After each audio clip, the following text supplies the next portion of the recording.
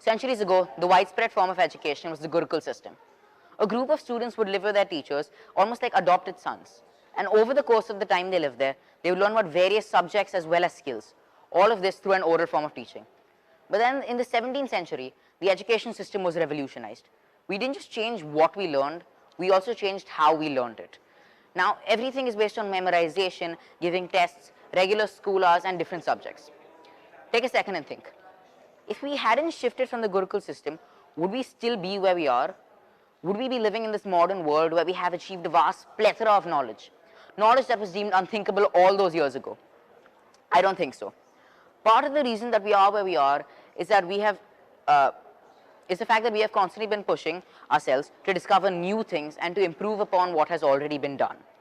This was true for many fields like technology and design, but sadly a lot of our industries have gone stagnant, with little to no improvement being made in the education system, the overall work atmosphere, the reservation system, and so on. I'm going to begin with the education system. I mentioned that the system has changed drastically, but it has not changed enough, and we can do much, much better. Let me start by stating a statistic found in a study conducted by the University of Indiana. The study reported that 73% of students hated school, and 60% of them didn't see the value of the work they were doing. This is due to a number of reasons. For one, the things we learn aren't necessarily important or going to affect us in our lives. And I completely understand that it's good to learn things. Knowledge never goes to waste. But the problem arises when we are tested on them.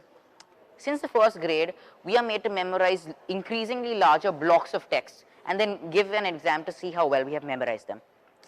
The problem here is that with resources like the internet at our fingertips, we have no need to memorize anything anymore really, because anything that we want is just a few clicks away. Yes, I understand that certain professions require you to know a lot of things by heart, but not everyone goes into these professions. And more importantly, school is not the place to do these things. It is not the end of our lives. We still have college and university, which is where we go for specialized learning and where we can learn all these things. School should be a place for discovery, not about blindly memorizing things and then spitting them out on a piece of paper to then forget the next day. Most of the things we learn nearly never come up later on in life. But this isn't the fault of the school or the teachers. It's the system that's flawed. And part of the reason it's flawed is that we have been following the same system for years on end without any substantial changes that it desperately needs. We're so focused on mastering knowledge that we often forget to check its relevance. Instead of being taught basic subjects like English, history, geography, science, we should be taught other subjects alongside, such as personal finance, relationship values, mental health, or even applied mathematics, which can make a huge impact in a child's life and prepare them for the future. Learning about how to handle stress and use credit cards can be way more useful than blindly learning how rivers are formed or how to solve complex quadratic equations. Schools have also become extremely competitive and have turned into a rat race, with children getting discouraged if they score bad in a test, some of them resorting to extreme needs such as suicide. By simply adjusting the system to better suit today's world, we can not only progress at a better rate, but also make the world a better place for kids all over. The next thing I want to talk about is today's work environment. Instead of being a place of progress or productivity, office cubicles have started resembling jail cells, with 85% of people hating their jobs.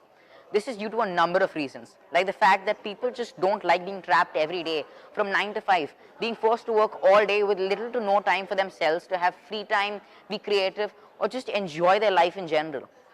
This problem has been prevalent for a very long time, and generations of people have complained about it. There is a solution, however.